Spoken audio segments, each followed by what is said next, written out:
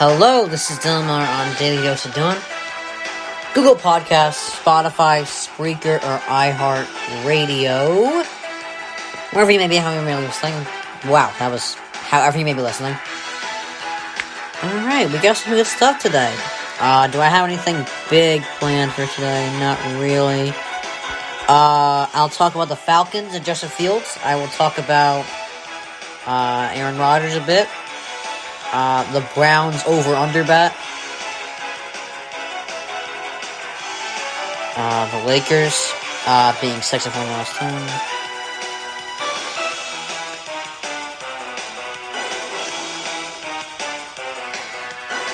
Alright. We got some good. It's going to be a typical podcast. Okay, that's all I got to say.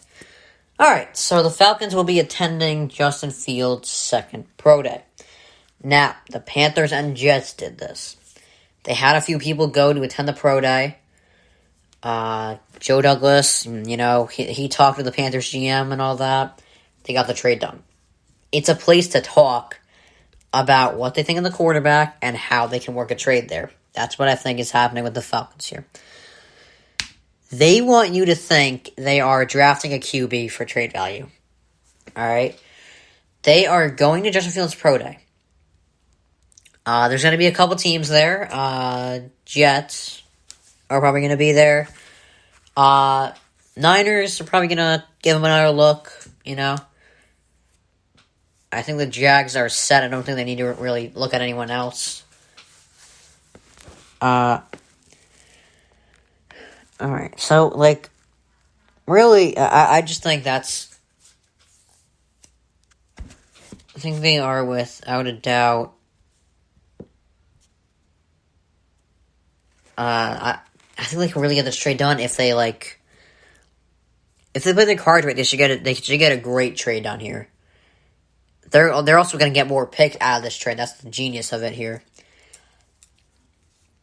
And there's a team actually. I'm going to talk about this right now. Actually, after I get music going, there's a team that should be making these deals.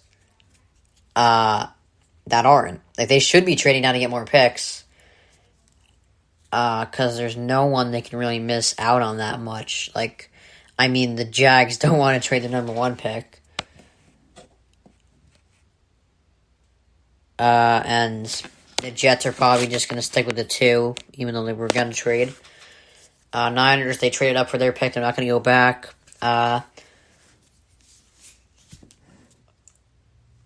Falcons are trying to trade down because there's no one that they really should pick at 4. It would be like a reach if they pick him at 4. Any defensive guys at 4. So that leaves the Bengals. They're set at quarterback.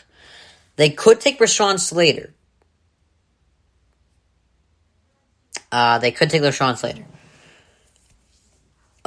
don't know if I would really be scared of the Dolphins picking Rashawn Slater. You could trade down Slugas and Rashawn Slater back there, because, Penei Sewell is probably going to go before him. And,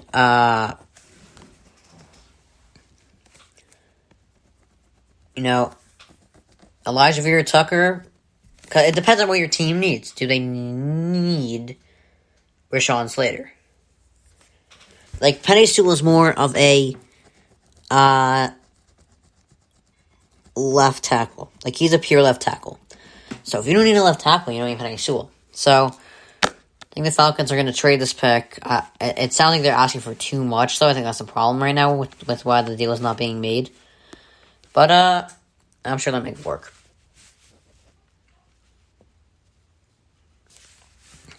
Alright.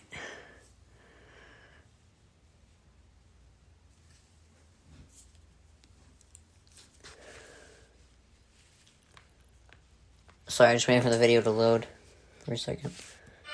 Here we go. Alright, so the Panthers are attending Justin Fields' pro day. And think about this. Deal-making teams are winning. The Bucks made a deal with Tom Brady. That's all they had to do. The Rams, they're winning. They're aggressive in free agency. Who else is aggressive? Kansas City, they went and got Joe Thuney. They rebuilt their offensive line. The Bengals are not building at all. And the reason I'd have them trade back is because, sure, they can get, like, Rashawn Slater or Penei Sewell, but they need so much. So if you could trade back and get a couple more picks to trade later, to pick later, then you're in a good spot. So, I feel like you should trade back, and if you can get a good guy in the first round, still good old lineman, maybe Elijah Vera-Tucker, which is also great, and,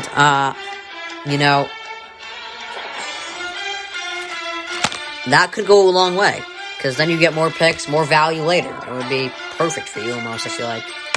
So, and I think the Panthers are just playing a smokescreen game here. Like, I don't think they... I mean, you just made a deal for Sam Darnold. Like, what? And you have Teddy Bridgewater there, too. You didn't trade him yet, so... I hope this is a smokescreen. Alright, so Charles Woodson, phenomenal player for the Packers and the Raiders in his career. Doesn't think Aaron Rodgers will end up in Green Bay. And think about this, Aaron Rodgers has never felt like a Green Bay kind of guy. He didn't even want to go there. He wanted to go to San Francisco, back home. He grew up watching Joe Montana. He's a California guy. He's aspirational. It's perfect for him. Green Bay, is that really what Aaron Rodgers... Does that really fit Aaron Rodgers? Because I think Aaron Rodgers leaned into Green Bay later on. Like, after a couple years in the system, he leaned on. Leaned in, my bad. So he's not a Green Bay person, but he leaned in. Like, Baker is not a Cleveland guy, but he leaned in. And I mean, unfortunately... I have to admit, I would like to see him play somewhere else, because I think he's actually a lot better than the Packers are making him look. Although, they did get him a lot of weapons this year. This year was great for him, because he got a lot of weapons. And people they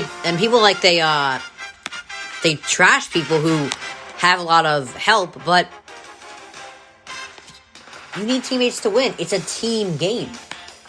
It is impossible you can't do it by yourself. Think about this. Let's look at the top. Okay. Let's look at 10 of the best NBA players ever. It's not my top 10. It's 10 of the best. 10 of the best guys to ever play basketball. Let's look at Shaq. He had Penny Hardaway first. Then he had Kobe. Then he had D. Wade. Bill Russell. He had a bunch of all-star guys on this team, basically. I can't name them off the top of my head because they were in the 1960s. But, I mean,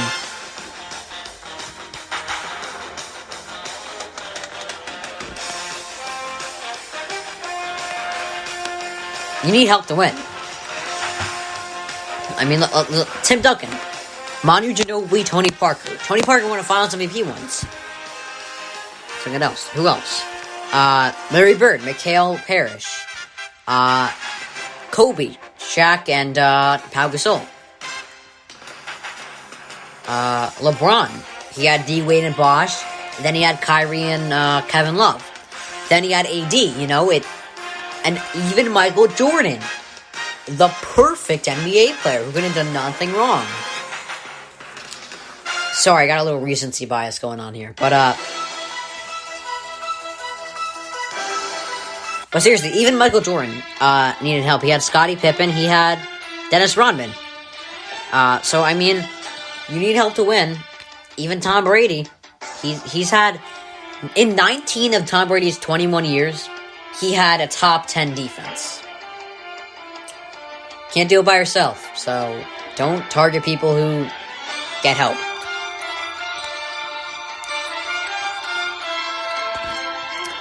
I feel like I'm kind of contradicting myself because I think I've criticized people in the past for teaming up.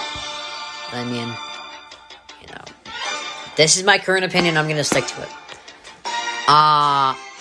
Alright. So, Ben Simmons believes he deserves Defensive Player of the Year over Rudy Gobert because he defends everywhere, Now, he's definitely the best defensive guard in the NBA. He's fantastic, and we are so paralyzed by what he can't do. I'm just here thinking, what is he good at? He can play great defense. He's a great team player, passes the ball very well. He does everything else well except for shooting. So, I mean, what's the pushback here? Just because he can't shoot, we're going to criticize? Could Shaq shoot? Was Tim Duncan that good of a shooter? Who else? Wilt Chamberlain didn't even have a three-point line. And these guys scored... And these guys were one of the best players ever. You don't need to be a good shooter to win. Alright. Yeah, but for me, it's definitely a toss-up between Gobert and Simmons, definitely. I don't think anyone's ever even close. Maybe Miles Turner. I don't even know. But, okay, so yesterday I was I was a little caught off guard by the Browns and how they can go 9-8. So I came up with a way they could possibly go 9-8. A way they could possibly lose 8 games. And it's really confusing. It's tough. So think about this. I'll work from the final weekend and back. So week 16 against the Ravens. In Baltimore, I think you lose that one. But I think you win the other game against the Ravens.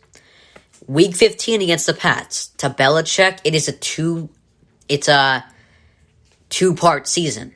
And he always comes up clutch in the second part. Even last year, better in the second part. You could possibly lose to the Pats there. Week 13 is normally around December when it's getting cold. If you get Green Bay in Lambeau in December in Week 13, that's a disaster waiting to happen.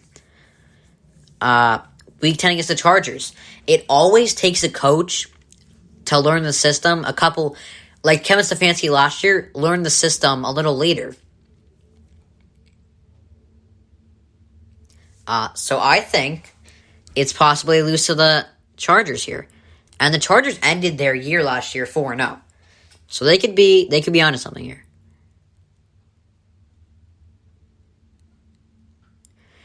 Week 4 against the Bears. Every team goes through an upset. I think and actually I got another stat. Matt Nagy is 9-2 in September. His 2 losses are 2 close games to Aaron Rodgers. So if it weren't for Aaron Rodgers, he'd be 11-0. He always is good. He's always good early in the year, and he always blows it later. Or maybe Mitch Trubisky. We're going to see this season. We're going to see this season who it was. If Matt Nagy struggles again, it was Matt Nagy. Although actually he does have Andy Dalton. I don't know. We're never going to know. But that's another L in September. Possibly. I mean, these could all be wins, honestly. They can go 16-0, 17-0 for all we know. Steelers in Week 3. Think about this. Steelers in Week 3. Big Ben was great. The reason his stats look good this year, like 33 touchdowns, 10 picks, the reason they look good there is because he is good in the beginning of the year, and then at the end of last year, towards the end of last year, he just didn't look good to me. I think that might be lost. Raiders. Gruden is great. Another guy that's great at the beginning of the year.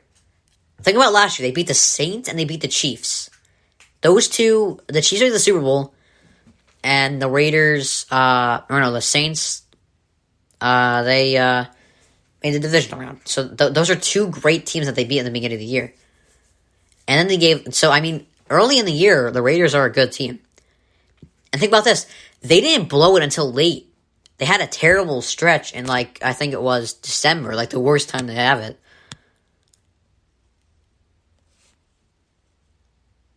Here, let me see this. Because the Raiders, they were